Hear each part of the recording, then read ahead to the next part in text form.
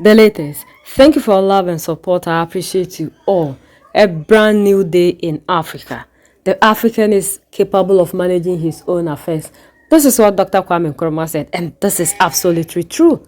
We have all the resources that other people are using to manufacture whatever that they need. We are not making use of what we have here because other people sit somewhere and dictate to us, claiming ownership of these resources. But the time has come for the African to rise up to claim what belongs to him or her. We've seen Mali, Niger, and Burkina Faso doing amazing things. Now Nigeria is also in the scene. Nigeria has showcased locally made weapons made in Nigeria.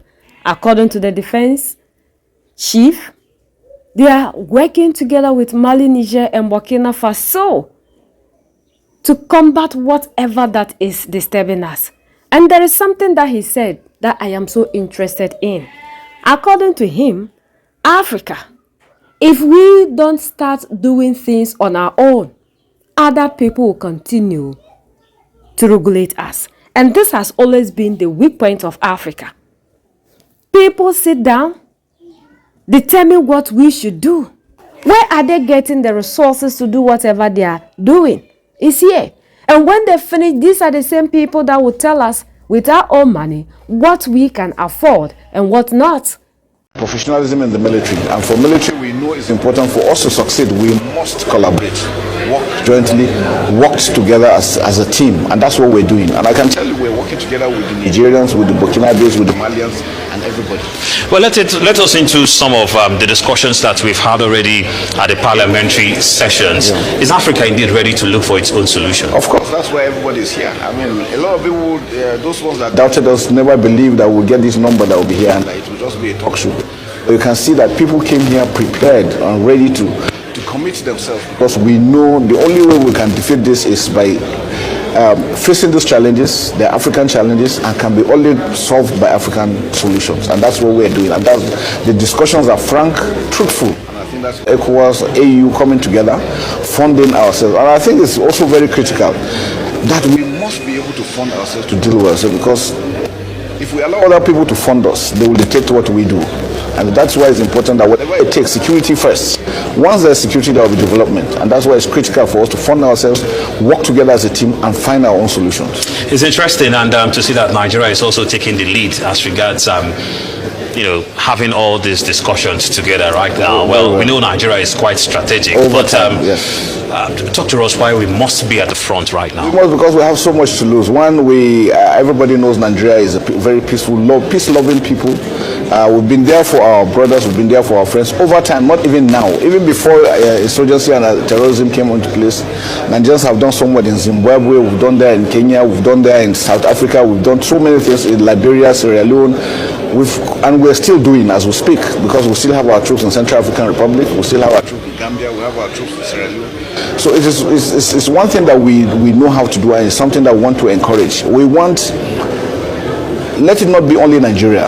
I mean, other countries too should step up so that we can continue to do and work this together.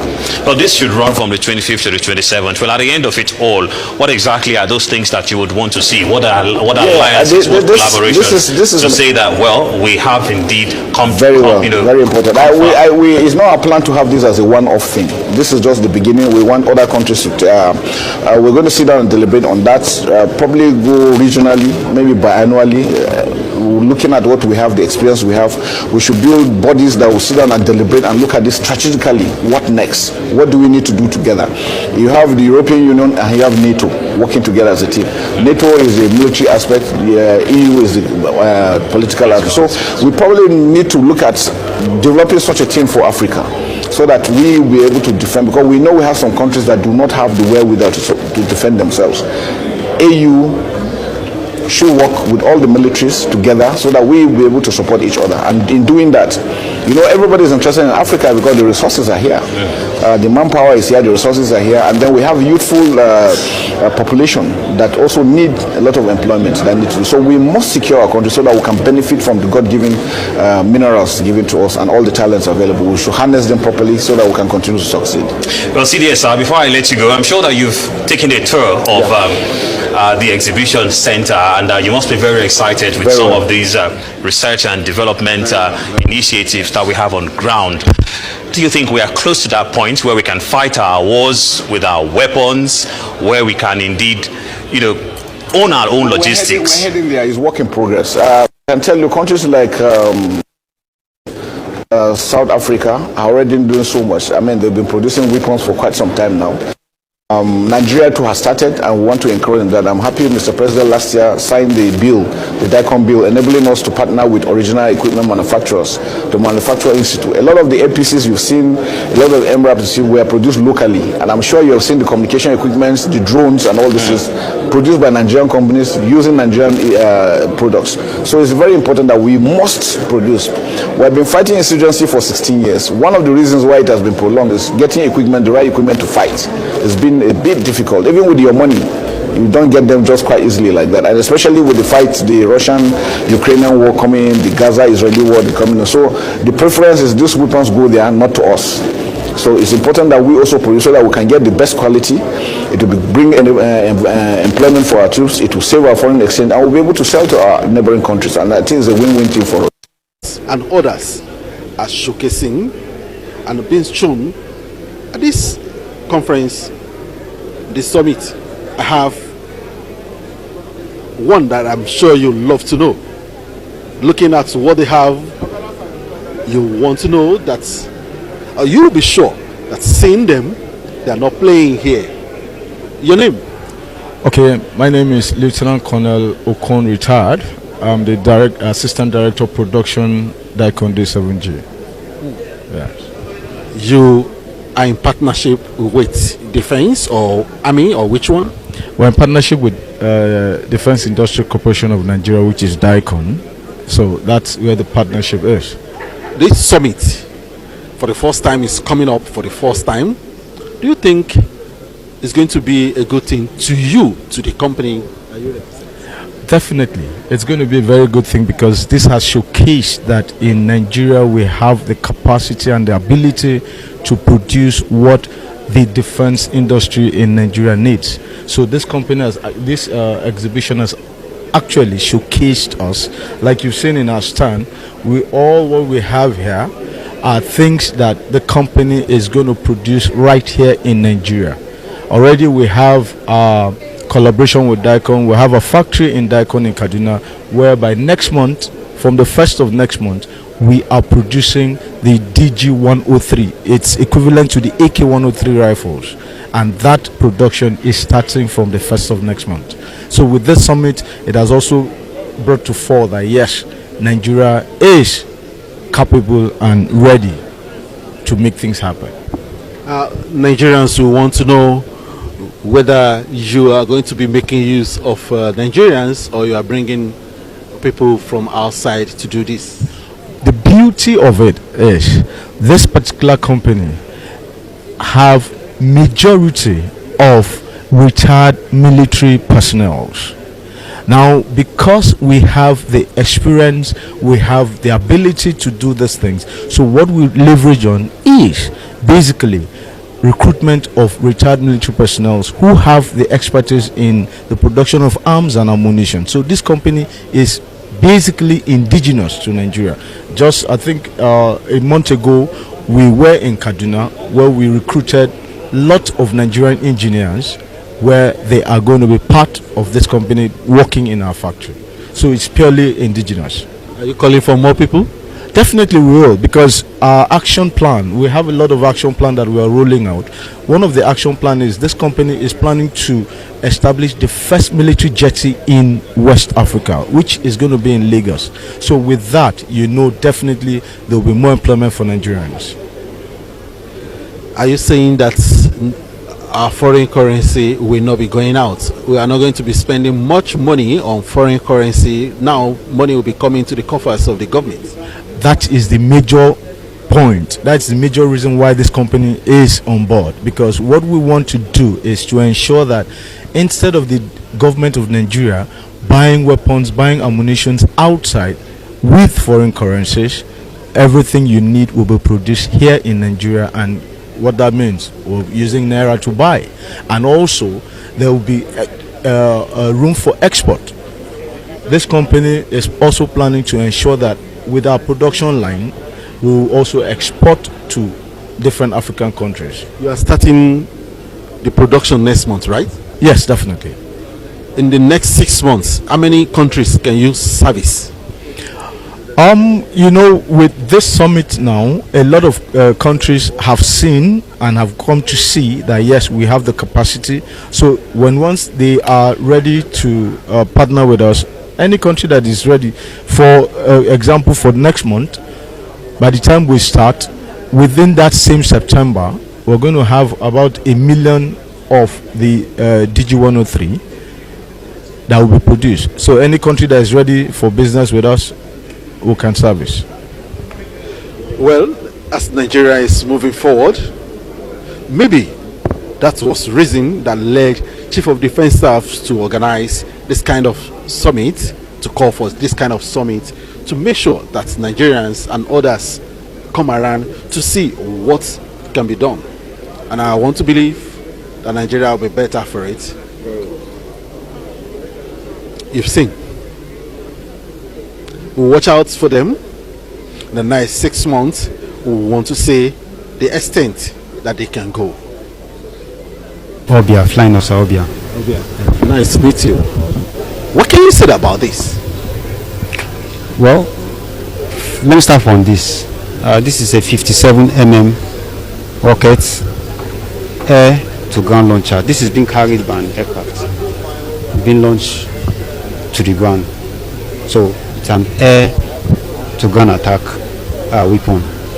Now moving to this is what you have here. It's a bomb fuse. Bomb fuse. These fuses are used to initiate the bombs. Now, for instance, without this fuse, this bomb will be useless. You drop the bomb will not operate. And this particular concept is being drawn to save what? Foreign currencies, you understand, also to improve our capacity in design and production as a country. And I can tell you that also this one, also all these weapons here, you can see they are locally produced from start to finish. They are locally produced. All these things you see here. This is 30.1. It's an air. It's a ground-to-ground attack weapon. It can be carried by an helix, launched on the ground. You understand now? I think the maximum, it's a maximum of 3 kilometers. That's the range. Whereas this one you have a maximum of 5 kilometers to cover. What you have here, it's hexacopter. You can see hexacopter, and that's what you're seeing there is a control station. This will be at the base, and the control station will be at the base, controlling these hexacopters. You know, fly, you take off for reconnaissance, get information that you need. For instance, like all those operational areas where you know locally you cannot. There's no need for you sending your personnel to get those informations. Those are the work for this. You just go there, get those information that's required, pinpoint areas where you require those informations, bring them to you. Then when your men are when the men are moving in, they move in the confidence. They know where and what they are looking for, and they hit the target. That is the job of this. The same thing goes to my right here. You have the Segumi. Now, before now, about that was 2018. 2018. You can see that's when we started. You have the Gulma. Gulma was the first and all that. But there was this one is an upgraded version. The Segumi is an upgraded version. The same thing is for reconnaissance. Do you understand? The same thing but in that case, that one you have a quadrocopter. It's a 4-wing. It can carry like you can see some ammunitions on that. It can drop ammunitions. Maybe for instance, you're going for an attack to a particular place that you don't need the soldiers. You understand that there's no need for you risking their lives. Can go with such aircrafts that will go there.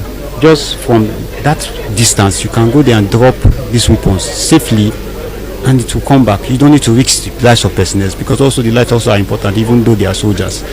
Those are the job, those things. Will you say that other African countries should patronize what you do? Yes, that's why we are here. That's why we are here. Why are we here? We are here to showcase what we can do.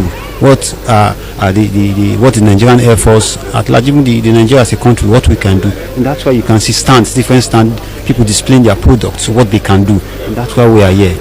They always make sure we don't get better equipment to defend ourselves, because they know when we are allowed to get what we need, it will be difficult for them to come into the continent to divide us. And unity is something that we need to have as Africans. The moment we are all united as a people, we will continue to defeat these people. They always survive on the division that they've created in Africa. And this has always helped these people for all these decades and centuries. Why do we sit here with all the resources that we have, allowing other people to come and have access to them? And when they finish, they still turn us against ourselves. It is high time the Africans start doing things right. We need to take our own security into our own hands. Nobody can defend the African better than the African. Nobody can do something good for us better than we can do for ourselves. So we need to understand that in this world, if we continue to allow other people to give us what they claim they are giving to us, they'll always continue to regulate us. We can never rise to the top, and we can never defend ourselves because they'll always dictate to us. Enough of this. Let's use the resources in Africa to our benefit, because these resources belong to us. They do not belong to anybody. Why do we allow other people to have upper hand on these resources? Why do we fear these people so much? To the point that they are telling us that when it comes to nuclear energy, nuclear power, we do not have to get it. Why will they prevent other people? And they are having the same thing that they are preventing other people to have. We have every right to defend ourselves. They are not dictating that to China. They are not saying that to North Korea. They are not saying that to Russia. It's only Africa. Because they know that the leaders that we have are leaders that they have kept in place to continue to regulate the African. These people never left. They are still here, fully in operation. But it's because they have left in presence. We still believe as Africans that they have gone. We are our problem. We are the reason to which we are not surviving. But they have people. The leaders that we claim we have elected are doing their bid. They are the ones that are working with these people and making life and everything very simple and easier for them. So we should start uniting. It's only the unity that will help us to defeat these people. Until then, the African can do nothing. Are we not happy that we are seeing ourselves doing things on our own? Mali, Niger, and Burkina Faso paved the way. And this is what we need to do. This is the time for us to work together, unite as a people, fight against these things that are disturbing us. Because these same people are kept there by these people. But what the Prime Minister of France said, it means that if we don't allow them to carry the resources, we'll have terror activities here. So they will create the activities, and as we are busy fighting them, they will continue to be taking the resources. Finally, we are seeing a change in Africa. And gradually, we'll get to our destination if only we'll start seeing ourselves as one people and unite. We are the only ones that can set ourselves free. United we stand, divided we fall, and united we keep standing forever and ever. The greatest enemy of the African is mental slavery. So let's decolonize ourselves from mental slavery. Let's keep sharing to educate our brothers and sisters. Together we make African great for ourselves and the next generations that are going to come. So that's the latest around the world and in Nigeria.